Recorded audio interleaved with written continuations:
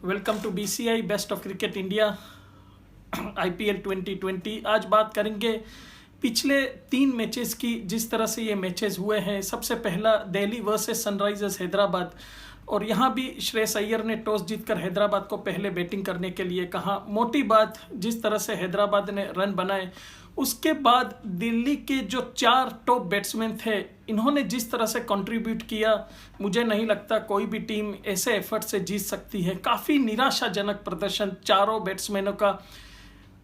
ऋषभ पंत, श्रेयस अय्यर, पृथ्वी शॉ, शिखर धवन, चारों ने मिलकर 84 बॉल्स खेली और सिर्फ 80 रन बनाए। यानी दूसरे बैट्समैनों के लिए उन्होंने छोड़ दिए 80+ रन और उनके लिए ओवर बचे थे। अगर आपके टॉप 4 बैट्समैन इस तरह की बैटिंग करते हैं तो भला कोई टीम कैसे जीत सकती है। उसमें भी उन्होंने टारगेट किया रशीद खान को, जैसे कोई गली मोहल्ले के बॉलर हो रशीद खान। दूसरी गेंद पर श्रेयस अय्यर गए उनके पीछे, और फिर शिखर धवन ऑफ स्टंप के बाहर बिल्कुल खींचते हुए जो शॉट उन्होंने खेला, कहीं भी ऐसा नहीं लग रहा है कि ये इनके 4 बैट्समैन किसी तरह से इस मैच को जिताने के लिए खेल रहे थे। इस मैच में एक खिलाड़ी पर टी नटराजन, उसकी बात करूंगा। 20 ईयर्स तक इस क्रिकेटर ने वाइट बॉल या रेड बॉल नहीं देखी थी। सालिम करके एक गांव है, उसमें ये टेनिस बॉल से क्रिकेट खेलते थे, और टेनिस बॉल से उस गांव में क्रिकेट जो होती थी, वहाँ पर जब ये खेल रहे थे, चेन्नई के 4th डिवीज़न के एक प्लेयर थे मिस्टर जयप्रकाश। हो सकता है कि टी नटराजन की टी शर्ट के पीछे आप JP करके जो लिखा है वो देखेंगे। ये JP उन्होंने डेडिकेट किया है इस जयप्रकाश नाम के व्यक्ति को। ये प्लेयर आए वो गांव में, सालिम गांव में, देखा उन्होंने कि ये एक लेफ्ट आर्म बॉलर काफ़ी अच्छी यॉर्कर्स डालता है। उन्होंने उसको अप्रोच किया, और आपको बता दूं कि जयप्रकाश के जो फादर है वो कुली थे, और उनकी जो मदर थी वो स्ट्रीट हॉकर्स थी, यानी गली मोहल्लों में चीज़ें बेचती थी।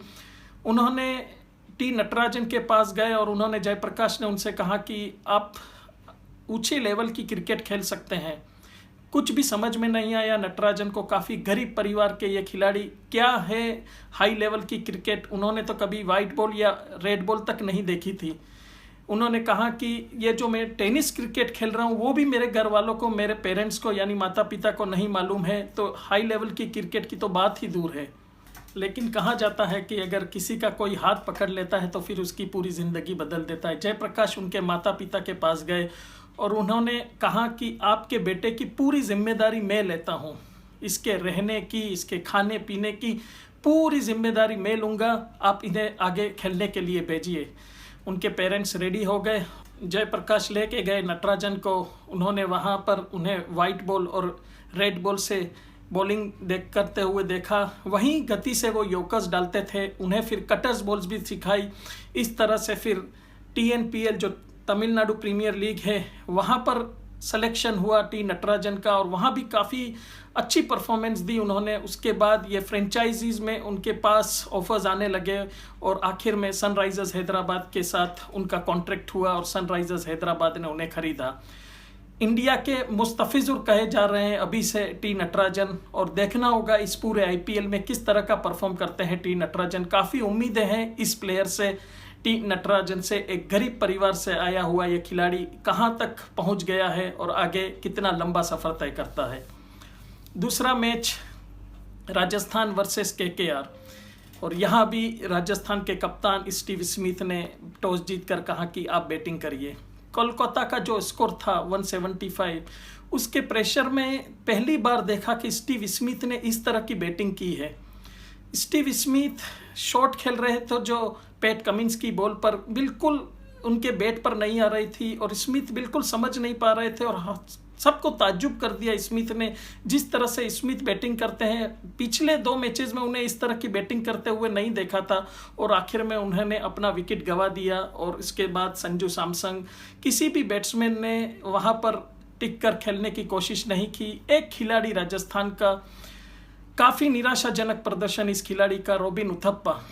आज भी उन्होंने एक आसान सा कैच छोड़ दिया। उसके बाद बैटिंग में कुछ भी नहीं कर सके राजस्थान के लिए। 3 मैचेस में आपको बता दूं, रॉबिन उथप्पा ने कुल 16 रन बनाए हैं, जोफ्रा आर्चर ने 46 रन बनाए हैं और इस मैच में अपनी 50 के साथ टॉम करर ने 68 रन बनाए हैं। कोलकाता का एक खिलाड़ी वरुण चक्रवर्ती, इसके बारे में बता देता हूं। इनके जो बॉलिंग एक्शन है वो अजंता मेंडिस को ये कॉपी करते हैं और उनकी तरह की वेरिएशन, अजंता मेंडिस की तरह की वेरिएशन है इनकी बॉलिंग में। और ये ऐसा खिलाड़ी है जो सेकंड डिवीज़न में क्रिकेट खेल रहा था, वहाँ से उन्हें ज़्यादा वेरिएशन करने को नहीं मिल रहे थे अपनी बॉलिंग में। तो आपने कभी सुना होगा कि खिलाड़ी हाई लेवल पर यानी अपने से ज़्यादा ऊंची प्रीमियर लीग खेलने की कोशिश करते हैं, लेकिन ये ऐसा खिलाड़ी था जिसने अपने आप को डिमोट किया यानी डाउनग्रेड किया। सेकंड लेवल के जो लीग मैचेस है वहाँ से वो डाउनग्रेड होकर 4th लेवल पर गए, क्योंकि उन्हें अपनी बॉलिंग में वेरिएशन करना था। और सेकंड लीग में जो सेकंड लेवल के लीग है वहाँ उन्हें उतने ज़्यादा बॉलिंग के एक्सपेरिमेंट्स करने को नहीं मिलते, इसलिए उन्होंने अपने आप को डाउनग्रेड करके 4th लेवल पर ले गए और वहाँ पर उन्होंने काफ़ी वेरिएशंस किए और काफ़ी वेरिएशन सीखे। और वहाँ के बाद उन्होंने जिस तरह से बॉलिंग की तो कोलकाता को एक और स्पिनर मिला। उसके बाद 2 और खिलाड़ी की बात करेंगे अगले कभी एपिसोड्स में, नागरकोटी और शिवम मावी, जिस तरह का उनका क्रिकेटिंग कैरियर रहा है। और इस तरह से राजस्थान ये मैच हार गया बाद में बैटिंग करते हुए। तीसरा match Mumbai Indians versus Punjab, और जो पंजाब वर्सेस मुंबई का मैच हुआ फिर वही कहानी, टॉस जीतकर पंजाब ने मुंबई को कहा और इस तरह से पूरे टूर्नामेंट में 10 बार बाद में बैटिंग करने वाली टीम मैच हारी है। 10 में से 8 बार बाद में बैटिंग करने वाली टीम हारी है, 2 बार जीती है अगर शारजा के मैचेस को आप निकाल दें। अबू धाबी और दुबई इन ग्राउंड्स पर, और दुबई में तो पिछले 6 मैचेस यानी आईपीएल के मैचेस के पहले के मैचेस को मिलाए तो पिछले 6 मैचेस में जिस टीम ने पहले बैटिंग की है वो मैच जीती है। उसके बाद काफ़ी सरप्राइजिंग लग रहा है इस आईपीएल में जिस तरह से कैप्टन टॉस जीतकर पहले फील्डिंग। मुंबई इंडियंस पंजाब के बीच जो मैच हुआ उसमें एक नियम की चर्चा हो रही है। केरिन पोलार्ड को अंपायर ने एलबीडब्ल्यू आउट दिया, जबकि केरिन पोलार्ड वो गेंद उन्होंने बैट से खेली थी और 1 रन बनाया था। लेकिन चूंकि ये रूल है कि अगर कोई टीम रिव्यू लेती है तो फिर वो डेड बॉल गिनी जाती है।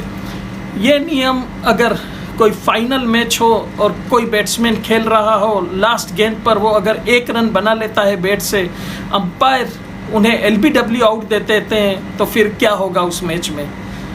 जिस तरह से वर्ल्ड कप का जो फाइनल हुआ था और जिस तरह से उस नियम की काफ़ी आलोचना हुई थी कि जो टीम ज़्यादा बाउंड्रीज लगाएगी वो मैच जीत जाएगी, और उसके बाद आईसीसी ने उस रूल को चेंज किया, उस तरह से ये रूल भी एक्सपर्ट्स कह रहे हैं कि अगर ये मैच फाइनल या सेमीफाइनल मैचेस हुए और इस तरह की घटना लास्ट बॉल पर होती है तो ये रूल काफ़ी अपने आप में परेशान करने वाला है।